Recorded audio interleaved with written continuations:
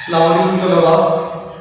आज का मौजू है परस्तान की शहज़ादी। इस सबक का हम आज खुलासा समझेंगे। खुलासा लिखने का तरीका, सबसे पहले सवाल नंबर, सबक का उन्वान मार्कर से, मुसन्निफ का नाम मार्कर से, इसी तरह खुलासे की हेडिंग देंगे और यहाँ सामने लिखना शुरू कर देंगे पैराग्राफ की शक्ल में। चूँकि ये लेसन बहुत ज़्यादा लेंथी है तो इसका जो खुलासा होगा वो भी तकरीबन आम क्लासों की निस्बत 1-2 पैराग्राफ या 3 पैराग्राफ आप ज़्यादा लिखेंगे। ये जो हेडिंग्स है वो मैंने पिछले सबकों की तरह यहाँ पर सिर्फ याद दिलाने के लिए लिखी है ताकि आप इनको ज़हन नशीन करके सबक का खुलासा अच्छी तरह याद कर लें, वरना खुलासा लिखते हुए आपने हकीकत में नुकात को तहरीर नहीं करना। आइए हम सबक शुरू करते हैं। सैयदानी भी जो है वो हिंदुस्तान में रहने वाली एक सैयदा औरत थी और वो जवानी में सिलाई का काम किया करती थी और इस मुगलानी के काम में इतनी ज़्यादा शोहरत मिली कि उस ज़माने में उनसे ज़्यादा बेहतर और उन बल्कि बेहतर तो दूर की बात है, उन जैसा भी कोई जो है वो कपड़े सिलाई नहीं कर सकता था। यही वजह थी कि जहाँ कहीं किसी बादशाह की, वज़ीर की या किसी अमीर शख्स की अगर शादी होती तो जहेज़ टाँपने के लिए सैयदा बीबी को बुलाया जाता था। तो ये बेचारी जवानी में तो बड़ी शोहरत पाई, लेकिन फिर उसके बाद ये जवानी में बेवा हो गई और फिर आहिस्ता आहिस्ता जो जवानी में कमाया था उसकी जो है वो उन्होंने वो देखभाल नहीं की, उसको जमा नहीं किया और सखी लोगों की तरह खर्च करती रही। तो जब वो बेवा हुई और बुढ़ापे को पहुंची तो जवानी का माल भी जो है वो खर्च कर चुकी थी, आवाम से सही तरह दिखता नहीं था, काम नहीं कर सकती थी, तो इसलिए जो है वो पाई पाई को तरसने लगी और फिर वो जो है वो लुकमे को भी मोहताज हो गई। तो ऐसी इनकी कसम कुर्सी की हालत को देखकर इनकी पड़ोसन ने इनको अपने पास रख लिया और सहारा दिया। सैयदानी भी उनके यहाँ जो है वो रिहाइश पजीर हो गई, उनके साथ उनके ख़ानदान का हिस्सा बन गई और वो पड़ोसी भी उन्हें, मीर साहब भी उन्हें अपनी मेहमान तस्वर करते थे, लेकिन सैयदानी भी को जो है वो मुफ्त की रोटियां खाना पसंद नहीं था। इसलिए उन्होंने, क्योंकि सारी जवानी मेहनत की थी, इसलिए उन्होंने फैसला किया कि वो मीर साहब के घर में बच्चों को कुरान पढ़ाएंगी और बच्चों को खाने पीने की तरकीब भी सिखाएंगी और इसके साथ साथ सिलाई कढ़ाई का काम भी सिखाती रहेंगी। ये मामूल चलता रहा। एक दिन सर्दियों की शाम को तमाम लोग अपने अपने लिहाफों में छुपे हुए थे, सो रहे थे। ये मिट्टी के पास बैठी हुई थी और मीर साहब की बीवी जो है वो इशार की नमाज पढ़कर फारग होकर वो आ गई। सैयदानी भी जो है वो बच्चों को कहानियाँ सुना रही थी।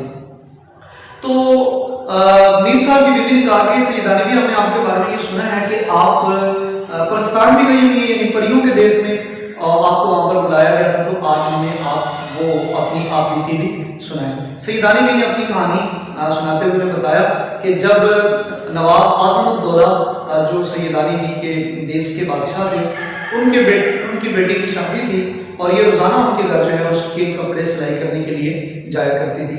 एक दिन कहती है कि मेरी जो नीयत थी उसमें थोड़ी सी खोट आई और मैंने ना जाने का फैसला किया और मैं घर पर रुक गई और मैंने अपने बी अम्मा से कहा कि वो मेरी पसंद के चावल यानी बोन पुलाव, चने वाले जो है वो चावल पकाएं।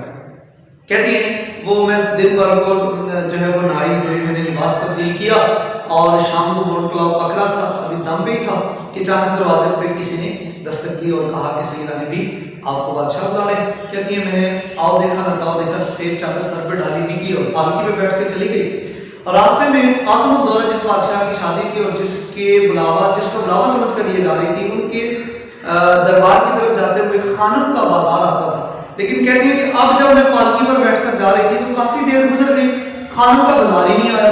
मैंने बाहर पालकी से मुंह निकाल के देखा तो जंगल साई की आवाजें। मैं परेशान हो गई, मैंने पूछा भाई कहाँ लेके जा रहे हो?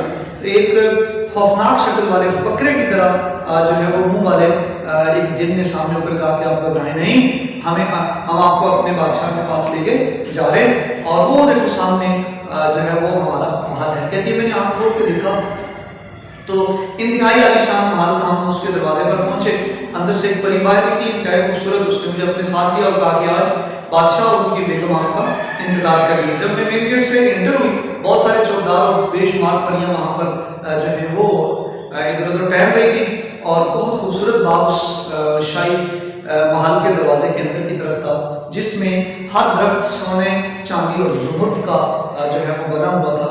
इस बाग को हम क्रॉस करते हुए आगे निकले सजी सजाई 12 तरी जो है वो मेरे सामने आई और 12 तरी के उस खूबसूरत हीरे के नीचे याकूत का जो है वो तख्त था जिस पर बादशाह, उसके पास उसकी बेगम और एक 12-13 साल की लड़की उनके साथ बैठे हुए थे, इंतहाई खूबसूरत लिबास पहने। मैं उनके पास पहुंची, मेरा इस्तकबाल किया। मेरा इस्तकबाल करने के बाद, हाल चाल पूछने के बाद, और जो मैं चूंकि थोड़ी सी डरी हुई थी मेरी हालत को देखकर, उन्होंने कहा घबराए नहीं, हम तो सैयद लोगों का बहुत एहतराम करते हैं। तो कहने लगी कि मैं समझ गई कि अल्लाह का शुक्र है कि ये मुसलमान है। उसके बाद मेरे लिए खाना लाया गया, जो ख़ास किस्म के खाने थे वो लाए गए, लेकिन हम तो सालन रोटी और इन चीज़ों के आदी थे, लेकिन वहाँ इस तरह की कोई चीज़ नहीं थी। और फिर जब मैंने वो खाना खाया, जिस खाने का मैंने ख्याल किया वही लुत्फ आता गया। फिर पानी का तस्वर किया तो याकूत का गिलास खुद मेरे मुंह के साथ आकर लग गया। और इसी तरह से उन दरख्तों के पत्तों के इतने खूबसूरत पान थे कि मैंने ज़िंदगी भर नहीं खाया। खाना खाने के बाद जो है वो कपड़े सिलाई के लिए लाए गए, तरह तरह के खूबसूरत खान लाए गए जो मैंने कभी ज़िंदगी में बादशाहों के महल्लाओं में भी नहीं देखे थे। और मैंने कहा कि मैं थोड़ा सा सुबह उठ के काम शुरू करूँगी। तो बादशाह बेगम मुस्कुराई और कहा कि आप बेशक जब आपका दिल चाहे काम करें, जब दिल चाहे आप आराम करें, लेकिन परस्तान में दिन रात नहीं होते, मौसम हमेशा एक जैसा रहता है।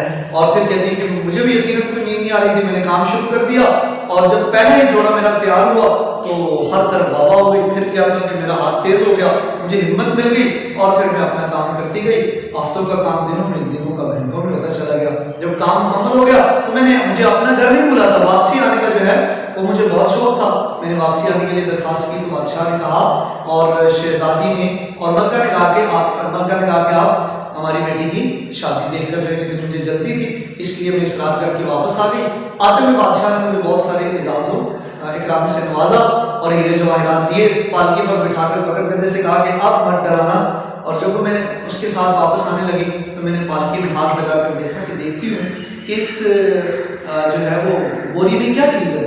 मैंने जब हाथ लगाया तो वो कंकड़ पत्थर थे और मैंने एक एक करके फेंकना शुरू कर दिया, ये सोचकर कि जिन्नात थे, अल्लाह हमारे मेरे साथ धोखा कर गए। और जैसे वो थोड़ी देर के बाद पालकी मेरी जो बैठक थी उसके बाहर पहुंची और मैं ड्योरी में उतरी पालकी से और रोशनी में मैंने जो है वो कहा देखो तो सही पत्थर है क्या। जब उनको निकाल कर देखा तो वो हीरे और जवाहरात थे। अब क्या सर पीटती और अफसोस करती, बात तो वो थी जो गुजर चुकी और 2-4 जो है वो हीरे जवाहरात बचे थे। इसको अपनी किस्मत समझा और घर आ गई। घर जैसे काम हुई तो बीमा ने कहा आज क्या आपको हो गया, अभी काम पे गई थी, बुलावा आया था, अभी वापस आ गई। तो कहती है कि यकीन माने अगर ये काम मैं अपने देश में करती तो साल लग जाता जो मैं प्रस्थान में करके आई थी। लेकिन जब यहाँ आकर देखा तो जो चावल दाम पे छोड़ कर गई थी वो भी उनको दाम पे ही थे। तो मैंने दिल में कहा कि न जाने अगर यहाँ पे इधर होती तो कितना वक्त लगता और प्रस्थान में तो ये काम लम्हों में हो गया और अभी यहाँ पर तो चावलों को दम भी नहीं आया। ये सबक का खुलासा मुकम्मल हो गया। इस खुलासे को अच्छी तरह से याद कर लें। अल्लाह का नाम